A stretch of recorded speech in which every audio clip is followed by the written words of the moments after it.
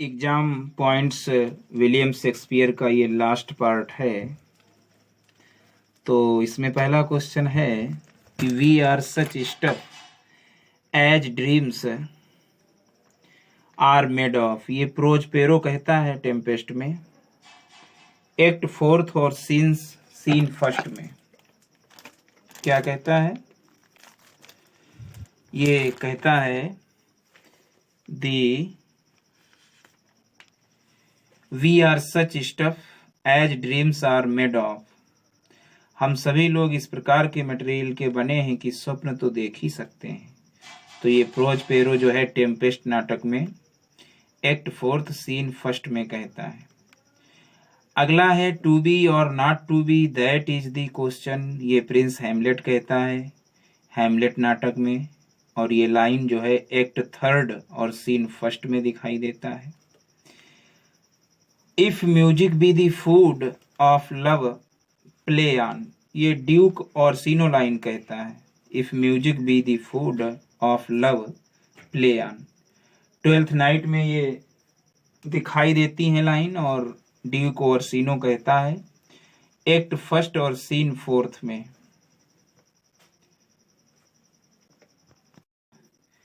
अगला है question friends Romans countrymen lend me my your ears, मित्रों रोमन्स वासियों मेरे देशवासियों उधार ले लो, उधार दे दो मुझे अपने कान, ये एंटोनी कहता है जूलियस सीजर में। तो ये लाइन जो है friends Romans countrymen lend me your ears, तो ये एक्ट थर्ड और सीन सेकेंड में ये दिखाया गया है। अगला है life is a tale told by an idiot full of sound and fury signifying nothing, ये मैकबेथ की लाइन है, मैकबेथ ही कहता है मैकबेथ प्ले में, और एक्ट फिफ्थ सीन फिफ्थ में दिखाई देता है।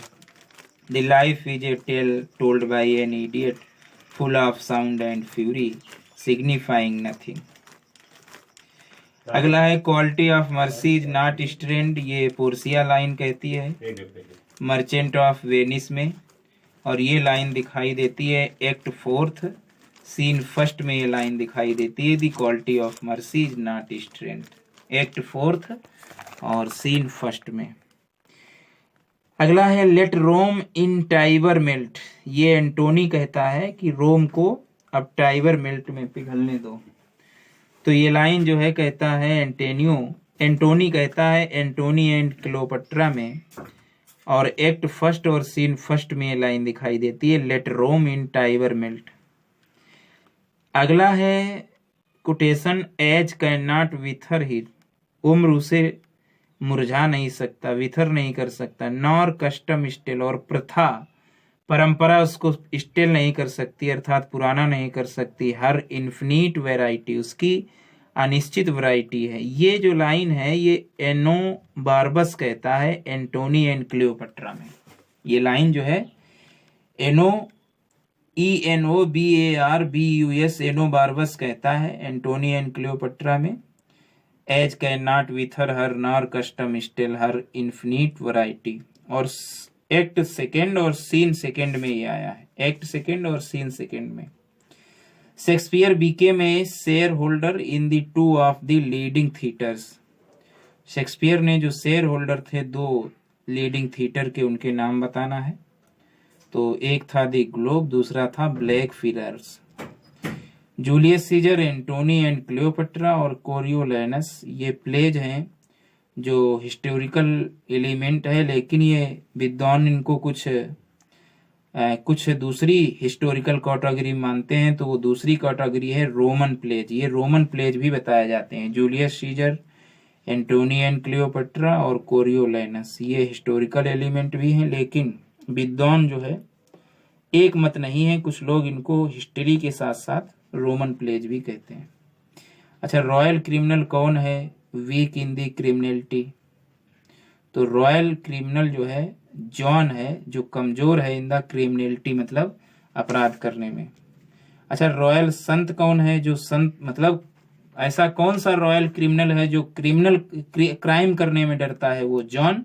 और ऐसा कौन सा संत है जो कमजोर है सेंटलीनेस, संत बनने में। ऐसा कौन सा संत रॉयल संत है जो संत बिल्कुल नहीं है लेकिन संत बन रॉयल संत है, मतलब दरबार में संत है, तो वो हेनरी सिक्स्थ जो है वो रॉयल सेंट है, नॉट सेंटलीनेस। अच्छा, कौन सा रॉयल क्रिमिनल है स्ट्रॉन्ग इन हिज क्राइम? तो रॉयल क्रिमिनल जो कमजोर है वो तो खैर जॉन है ही, लेकिन वो क्रिमिनल बताओ रॉयल जो स्ट्रांग भी है क्राइम करने में, तो वो रिचार्ड थर्ड है, वो जॉन नहीं है। कमजोर जो था वो जॉन था रॉयल क्रिमिनल, लेकिन स्ट्रांग जो रॉयल क्रिमिनल है वो है रिचार्ड थर्ड। अगला क्वेश्चन है the histories like the tragedies are for the reader a school of discipline, ये शब्द कौन कहता है? देखिए, एडवर्ड डाउडेन ने एक एसे लिखा है Shakespeare his mind and art, तो उस एसे में एडवर्ड डाउडेन ने लिखा है कि जो हिस्ट्री है ट्रेजेडियों की भांति ही वो भी स्कूल ऑफ डिसिप्लिन, मतलब अनुशासन के स्कूल, पाठकों के लिए अनुशासन का ही पाठ देती हैं, अनुशासन की ही शिक्षा देती हैं हिस्ट्री की भांति ट्रेजेडी भी, ट्रेजेडियों की भांति, मतलब ट्रेजेडी दुखांत नाटकों के साथ में जो ऐतिहासिक नाटक हैं वो भी अनुशासन की ही शिक्षा देते हैं पाठकों को। ये एडवर्ड डाउडेन ने लिखा है Shakespeare his mind and art नाटक में। अगला है not all the water in the rough sea can wash the balm off from an oriented king, the breath of worldly man can not depose the deputy elected by the Lord. ये line जो है कहाँ आई है?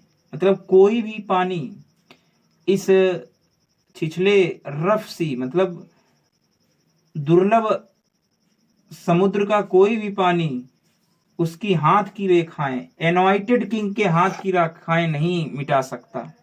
The breath of worldly, संसार की सांस लेना, संसार के सांस लेते हुए व्यक्ति जो हैं can not dispose the deputy elected by the Lord, मतलब संसार में सांस लेते हुए व्यक्ति प्राणी डिपोज नहीं कर सकते, बदल नहीं सकते जो ईश्वर के द्वारा इलेक्टेड कर दिया गया है, निश्चित कर दिया गया है। कितनी अच्छी लाइन है।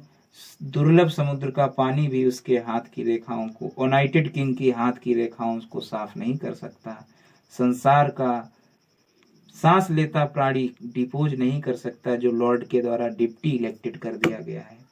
तो ये लाइनें रिचार्ड सेकेंड एक्ट थर्ड और सीन सेकेंड से आया है। रिचार्ड सेकेंड ये नाटक है, एक्ट थर्ड है और सीन सेकेंड है। Much ado about nothing, twelfth night और the merchant of Venice, as you like it, ये सारी मेजर कॉमेडीज हैं, मतलब खूब परिपक्व कॉमेडी हैं। Twelfth night, much ado about nothing, the merchant of Venice और एज यू लाइक इट।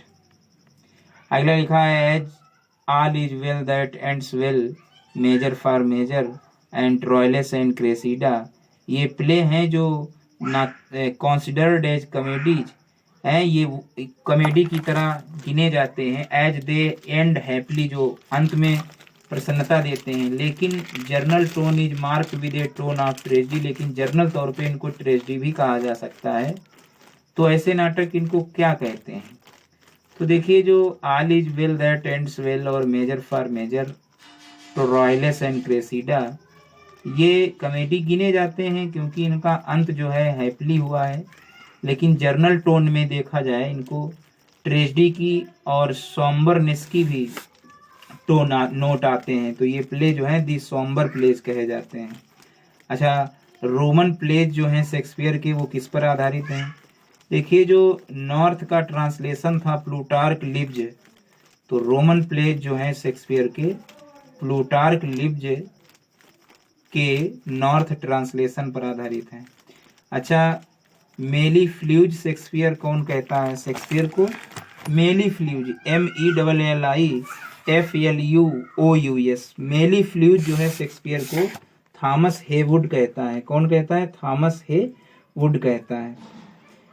अच्छा, कौन सी हिंदी फिल्म हैमलेट पर आधारित है? तो हैदर फिल्म जो है हैमलेट पर आधारित है हिंदी फिल्म। अगला क्वेश्चन है, Shakespeare was the man who of all modern and perhaps ancient poet had the largest and most comprehensive soul. ये रिमार्क ड्राइडन के द्वारा किया गया है शेक्सपियर के बारे में कि शेक्सपियर वह आदमी है जो ऑल मॉडर्न, वो सब आधुनिकता, और परहैप्स शायद पुराने कवियों का होल है, मतलब सब मिक्स हैं। हैड द लार्जेस्ट, और सबसे बड़ा, एंड मोस्ट कॉम्प्रहेंसिव आत्मा उसके अंदर है। Shakespeare was the man who of all modern and perhaps ancient poets had the largest and most comprehensive soul. Shakespeare वह आदमी है जो समस्त आधुनिक और शायद पुराने कवियों का मेल है। Had the largest and most comprehensive soul, और ये शायद बड़ी और सबसे कॉम्प्रहेंसिव आत्मा है। अगला है, Othello is famous. Othello famous है किसके लिए? क्रेडिबिलिटी के लिए। क्रेडिबिलिटी के लिए ओथेलो जो है किसके लिए फेमस है? क्रेडिबिलिटी के लिए, आकर्षकता के लिए। CREDULITY, credibility. एम्बिशन कहाँ पाया जाता है? मैकबेथ में एम्बिशन पाया जाता है। फिलोसफिक मेडिटेशन प्रेजेंट कहाँ है? तो philosophic meditation is present in Hamlet. अच्छा, लियर जो जाना जाता है सिंपलिसिटी के लिए, मतलब साधारणता के लिए। ब्रूटस जाना जाता है नोबेलिटी के लिए। ये पात्र हैं। किंग लियर जाना जाता है सिंपलिसिटी के लिए। ब्रूटस जाना जाता है नोवेल्टी के लिए। एंटेनियो जाना जाता है दोस्ती के लिए। आएगो जाना जाता है विलेनी के लिए, मतलब खलनायक के लिए। और मिरांडा और परडिटा जानी जाती है सुंदरता के लिए।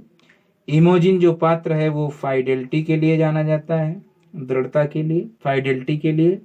और डेस्टिमोना अपने डिवोशन के लिए जानी जाती है, लगाव के लिए। लेडी मैकबेथ जानी जाती है फेयरीनेस के लिए, FIERINESS, फेयरीनेस के लिए लेडी मैकबेथ जानी जाती है। बिट्राइस जानी जाती है बाइटिंग सार्कैम्स के लिए। और पोर्सिया जानी जाती है इलेक्ट्रेचुअलिटी के लिए, यानी बुद्धिमानी के लिए। देखो, एक ही पात्र में सब आया है। लियर किसके लिए जाना जाता है? सिंपलिसिटी के लिए। ब्रूटस वो जूलियस सीजर वाला, नोवेल्टी के लिए। एंटेनियो फ्रेंडशिप के लिए। आइगो विलेनी के लिए। मिरांडा और परडिटा ब्यूटी के लिए। इमोजिन किसके लिए जाना जाता है? फाइडेलिटी के लिए। डेस्टिमोना डिवोशन के लिए। लेडी मैकबेथ फियरीनेस के लिए। बिट्राइस बाइटिंग सार्कैम्स के लिए। और पोर्सिया इंटेलेक्चुअलिटी के लिए। इंटेलेक्चुअली मतलब बुद्धिमानी के लिए। अच्छा, कौन सा कैरेक्टर जो है हैमलेट में मेडल सम ओल्ड बोर कहा जाता है? तो मेडल सम ओल्ड बोर जो है पोलोनियस को कहा जाता है। MEDDLESOME, meddlesome old. अगला है quotation, O comfort no man speak, let us talk of graves of worms and epitaphs, make dust our paper and with rain eyes write sorrow on the bosom of the earth। ये कौन कहता है ये लाइनें?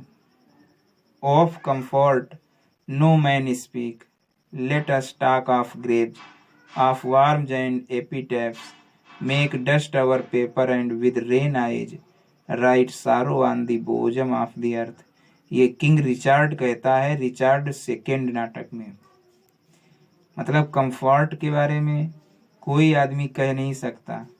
आओ बातें करें Graves के बारे में, गंभीरता यानी कब्रों के बारे में बातें करें, वार्म्स के बारे में बातें करें, और एपिटेप्स के बारे में बातें करें। समाधि स्थल पर जो सूचना लिखी जाएगी उसके बातें करें। और डस्ट को अपना पेपर बना लें, धूल को अपना पेपर बना लें। विद रेन आइज, वर्षीली आंखों से, मतलब आंसुओं से भरी हुई आंखों से लिखें दुख को। किस पर दुख से लिखेंगे? पृथ्वी के बोझम पर, पृथ्वी के अंता स्थल पर लिखें। ये किंग रिचार्ड कहता है रिचार्ड सेकेंड में। सुख के बारे में कोई व्यक्ति नहीं कह सकता। आओ हम लोग बातें करें कब्रों के बारे में, वार्म्स के बारे में, और एपिटैप्स के बारे में, यानी जो कब्र पर लिखे जाने वाले संदेशों के बारे में। और बना लें पेपर, किसका बना लें? डस्ट को। और जो आंसू भरी आंखें हैं उनसे हम दुख लिखें। और किस पर दुख लिखें? पृथ्वी के बोझम पर। अगला क्वेश्चन है, all lectures on Shakespeare comedies tend to become lectures on Shakespeare women, for in the comedies they have the front of the stage. ये कौन लिखता है? ये जॉर्ज गॉर्डन ने लिखा है कि सारे लेक्चर जो शेक्सपियर की कॉमेडी पर हैं वो टेंड करते हुए मालूम पड़ते हैं लेक्चर शेक्सपियर के औरतों पर हैं। फॉर इन दी कॉमेडीज, और कॉमेडीज के लिए, they have the front of the stage, हैं स्टेज के फ्रंट है उनका, ये जॉर्ज गॉर्डन कहते हैं। All lectures on Shakespeare's comedies tend to become lectures on Shakespeare's women, for in the comedies they have the front of the stage. अच्छा, Cleopatra और Miranda से he is equally at home and has the whole range of femininity at his command, ये George Gordon लिखता है। Cleopatra से Miranda तक वह समान रूप से घर पर रहा, ये जॉर्ज गॉर्डन लिखते हैं कि जब क्लियोपेट्रा और मिरांडा तक वो घर पर ही रहा, बाहर नहीं निकला। And has the whole range of femininity at his command, और वहीं से अपनी पूरी रेंज बना के, पूरी फेमिनिटी मतलब वहीं से ऑर्डर देता रहा, जॉर्ज गॉर्डन कहते हैं शेक्सपियर के बारे में। अगला क्वेश्चन है, his tragedy seems to be skill, उसकी ट्रेजेडियों में स्किल दिखाई देती है। His comedies to be instinct दिखाई देती है, उसकी कॉमेडी जो है टू बी इंस्टिंक्ट दिखाई देती है। Whose remark is it about Shakespeare, ये रिमार्क किसके बारे में है? तो डॉक्टर जॉनसन ने कहा है कि उसकी ट्रेजेडी में चतुराई दिखाई देती है, उसकी कॉमेडी में इंस्टिंक्ट दिखाई देता है, ये डॉक्टर जॉनसन ने कहा है। अगला है, द स्टोरी ऑफ ओथेलो कहाँ सेट हुई? तो वेनिस में सेट हुई है। एल्सिनोर इन डेनमार्क कहाँ दिखाई देता है? तो हैमलेट एल्सिनोर ELSINOR एल्सिनोर डेनमार्क में है। अगला है, रेगन, गोनरिल और कॉर्डेलिया ये पुत्री हैं किंग लियर की। रेगन REGAN रेगन, गोनरिल GONERIL गोनरिल, और कॉर्डेलिया ये पुत्री हैं किंग लियर की। और अगला क्वेश्चन है, how many children had lady Macbeth, ये एक एसे है जो शेक्सपियर के क्रिटिसिज्म पर एक थ्योरी और प्रैक्टिस एसे है, जो 1933 में लिखा है। किसने लिखा है? तो LC नाइट्स ने लिखा है। L का मतलब लाइनेल, और C का मतलब चार्ल्स, और नाइट का मतलब नाइट्स, LIONEL, लाइनेल चार्ल्स नाइट्स ने लिखा है। कौन सा? How many children had lady Macbeth, ये 1933 में नाटक लिखा LC नाइट्स ने। और लास्ट क्वेश्चन, T.S. इलियट ने हैमलेट एंड हिज प्रॉब्लम जो नाटक लिखा है, तो उसमें एक दिखाई देता है द सेक्रेट वुड दिखाई देता है, ये सेक्रेट वुड में दिखाई देता है। और ही used the concept of objective correlative, ये ही कंसिडर्ड हैमलेट को क्या बताया है? तो T.S. इलियट ने हैमलेट एंड हिज प्रॉब्लम्स एक ऐसे लिखा है जो सेकेंड ए सेक्रेट वुड में इन्होंने ये प्रकाशित कराया था। तो उन्होंने उसमें एक कॉन्सेप्ट दिया है ऑब्जेक्टिव कोरिलेटिव। तो ऑब्जेक्टिव कोरिलेटिव तो दिया है, लेकिन इसमें हैमलेट को उन्होंने आर्टिस्टिक फेलर बताया है। क्या बताया है? आर्टिस्टिक फेलर बताया है। तो इस तरीके से ये सारे एग्जाम पॉइंट शेक्सपियर के हुए, और आज से शेक्सपियर के बारे में यूथ कंपटीशन का सारा हो गया। बार बार देखें इन्हीं वीडियोज को। Thanks for